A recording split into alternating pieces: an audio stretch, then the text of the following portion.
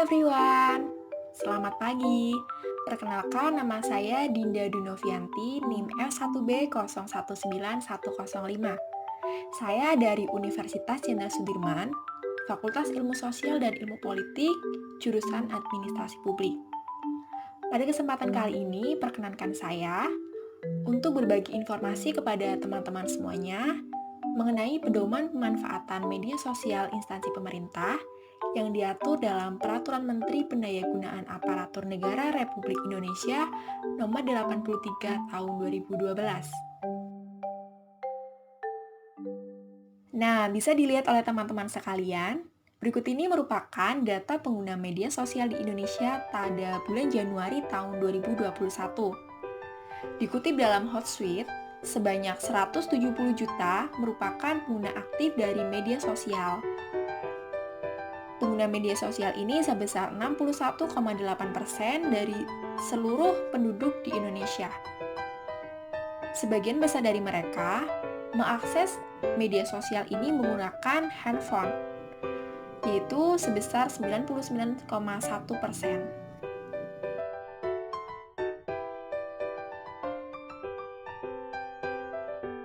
Lalu, mengapa sih pemerintah itu harus bermedia sosial?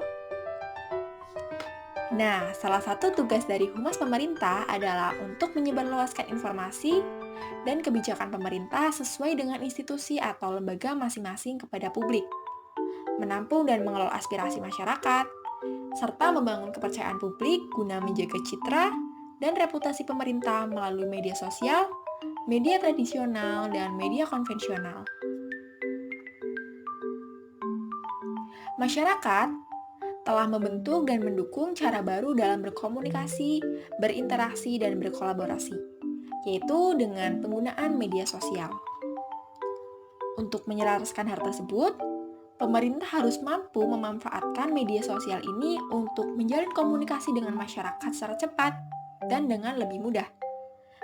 Pemanfaatan media sosial sejauh ini dengan ketentuan dalam reformasi birokrasi yaitu sebagai pemanfaatan teknologi informasi atau e-government, strategi komunikasi, manajemen perubahan atau change management, manajemen pengetahuan atau knowledge management, dan penata tata laksana atau business process.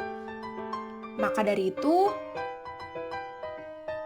agar penggunaan media sosial itu berlangsung dengan baik, perlu ada pedoman dalam pemanfaatan media sosial di instansi pemerintah untuk menciptakan keterbukaan, komunikasi yang efektif, serta saling menguntungkan antara instansi pemerintah dan pemangku kepentingan dalam penyelenggara humas pemerintah. Sebelum membahas lebih lanjut, berikut ini merupakan istilah-istilah umum yang ada dalam pedoman pemanfaatan media sosial instansi pemerintah. Yang pertama, yaitu instansi pemerintah. Instansi pemerintah merupakan kementerian, lembaga pemerintah non-kementerian, sekretariat lembaga negara, lembaga setingkat menteri dan lembaga lain, lembaga non-struktural, serta pemerintah provinsi, kabupaten maupun kota. Hubungan masyarakat. Hubungan masyarakat merupakan usaha yang direncanakan secara berkesinambungan dalam rangka penciptaan dan memelihara saling pengertian antara lembaga dan institusinya dengan masyarakat. Lembaga humas merupakan unit organisasi dalam instansi pemerintah yang melakukan fungsi manajemen di bidang informasi dan komunikasi kepada publik. Praktisi humas merupakan individu yang pekerjaan atau jabatannya melaksanakan tugas dan fungsi kehumasan pada instansi pemerintah. Dan yang terakhir, yang paling penting adalah media sosial. Media sosial merupakan media berbasis internet yang bersifat dua arah dan terbuka bagi siapapun yang memungkinkan para penggunanya akan mudah berinteraksi, berpartisipasi, berdiskusi, berkolaborasi, berbagi serta menciptakan dan berbagi isi. Selanjutnya adalah perbandingan media sosial yang digunakan di era tahun 2012 dengan era saat ini yaitu di tahun 2021. Pada tahun 2012 ada beberapa media sosial yang populer. Yang pertama adalah blog. Blog ini seperti Blogger, WordPress, Blogspot, Ada juga microblog seperti Twitter, ada juga media sharing seperti YouTube, SlideShare, ada juga situs jejaring sosial seperti Facebook, Koprol, Friendster, High5, Google+, LinkedIn, Bebo, dan lain-lain. Selain itu, ada juga wiki, misalnya seperti Wikipedia. Ada situs forum juga seperti Kaskus, ada situs review seperti Goodreads dan Yelp. Sedangkan di tahun 2021, ini banyak perubahan-perubahan ataupun penambahan-penambahan media sosial. Di antaranya adalah YouTube, WhatsApp, Instagram, Facebook, Twitter, Line, LinkedIn, ada TikTok juga teman-teman. Nah, TikTok ini merupakan salah satu media sosial yang saat ini sedang booming dan banyak digunakan di berbagai kalangan, baik anak-anak, dewasa maupun orang tua. Selain itu juga ada Telegram, ada WeChat, ada Snapchat, ada Skype, ada Tumblr, ada Reddit, dan lain-lain. Bisa teman-teman lihat, berikut ini merupakan data media sosial yang banyak digunakan oleh masyarakat Indonesia di bulan Januari tahun 2021. Media sosial yang paling banyak digunakan adalah YouTube.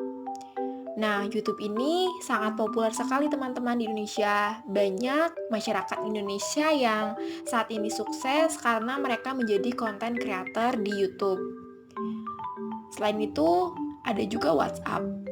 WhatsApp merupakan platform media sosial juga yang populer, banyak digunakan oleh berbagai kalangan, baik anak-anak, orang tua maupun dewasa.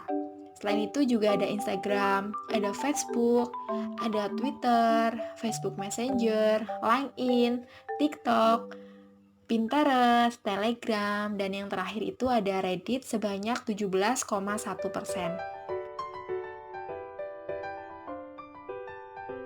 Dengan semakin banyaknya pengguna media sosial oleh masyarakat Indonesia, tentu akan timbul permasalahan-permasalahan ketika masyarakat tersebut tidak mengetahui atau tidak memahami literasi digital.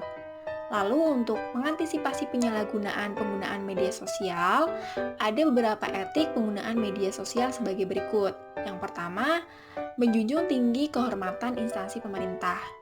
Kedua, memiliki keahlian, kompetensi, objektivitas, kejujuran, dan integritas. Yang ketiga adalah menjaga rahasia negara dan melaksanakan sumpah jabatan. Keempat, menegakkan etika yang berlaku agar tercipta citra dan reputasi instansi pemerintah. Selanjutnya adalah menghormati kode etik pegawai negeri, menyampaikan dan menerima informasi publik dengan benar, menghargai, menghormati, membina solidaritas, serta nama baik instansi maupun perseorangan. Dan yang terakhir adalah melaksanakan keterbukaan informasi publik sesuai dengan ketentuan peraturan perundang-undangan. Lalu, mengapa sih pemerintah itu harus bermedia sosial?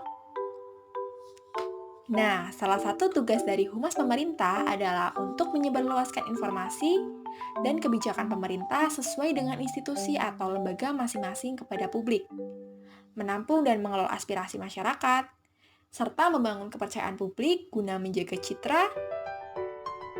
Selanjutnya adalah perencanaan media sosial.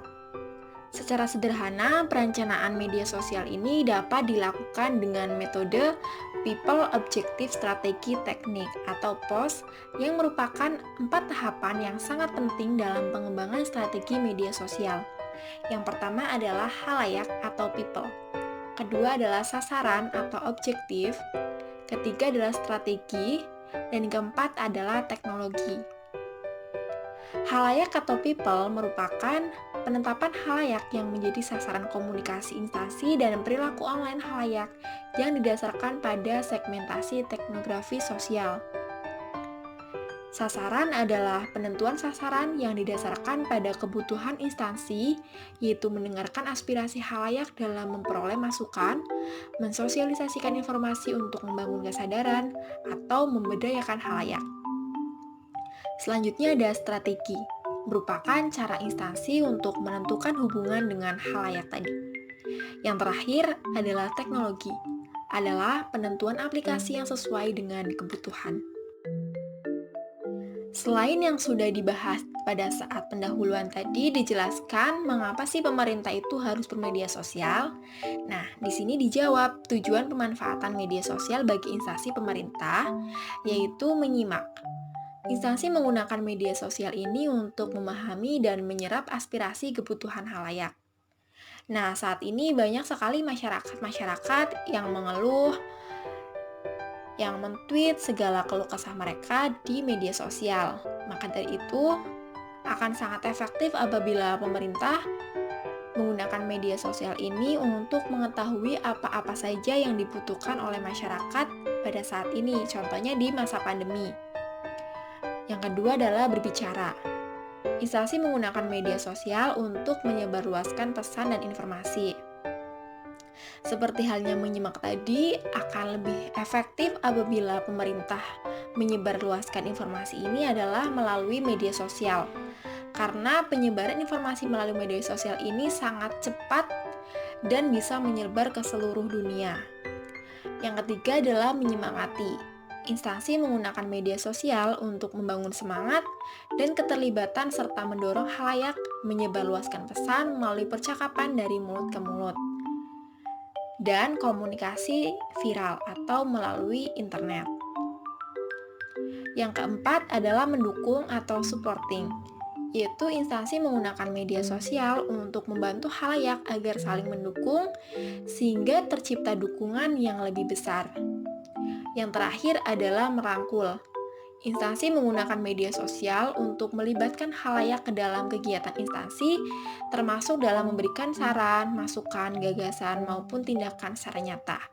Nah, tujuan-tujuan tadi merupakan salah satu bentuk governance di mana pemerintah itu melibatkan masyarakat-masyarakat maupun swasta dalam menjalankan tata kelola pemerintahan dengan lebih baik. Maka dari itu, aspirasi-aspirasi dari masyarakat akan didengar oleh pemerintah sehingga kebijakan-kebijakan yang dibuat oleh pemerintah pun akan berarti atau bermanfaat bagi kelompok sasaran. Lalu untuk menilai, memantau, dan mengevaluasi efektivitas penggunaan media sosial oleh instansi pemerintah, berikut ini ada 5 indikator. Yang pertama adalah jangkauan. Mengukur seberapa jauh jangkauan pesan mencapai khalayak. Yang kedua adalah frekuensi dan lalu lintas, yaitu untuk mengukur frekuensi atau kuantitas percakapan yang digunakan sejumlah tolak ukur seperti jumlah kunjungan, jumlah pengunjung. Yang ketiga adalah pengaruh, untuk menilai seberapa besar pengaruh atau dampak media sosial adalah kekerapan diskusi mengenai isi atau pesan tertentu yang disampaikan, komentar, dan efek penyebarluasan informasi seperti retweet, sharing, dan tagging. Yang keempat adalah percakapan dan keberhasilan. Jumlah pesan yang diklik khalayak, jumlah pesan yang diunduh khalayak, dan jumlah pesan yang diadopsi atau program yang kemudian diterima dan didukung oleh khalayak. Lanjutan merupakan tolak ukur keberlanjutan komunitas adalah loyalitas, sekedar klien atau hingga menjadi duta atau ambasador, jumlah kembali ke situs, dan tingkat keterlibatan atau engagement khalayak. Dengan semakin banyaknya pengguna media sosial oleh masyarakat Indonesia, tentu akan timbul permasalahan-permasalahan ketika masyarakat tersebut tidak mengetahui atau tidak memahami literasi digital. Lalu sebelum masuk ke pembahasan terakhir, berikut ini adalah contoh pemanfaatan media sosial oleh pemerintah dalam penyebarluasan informasi.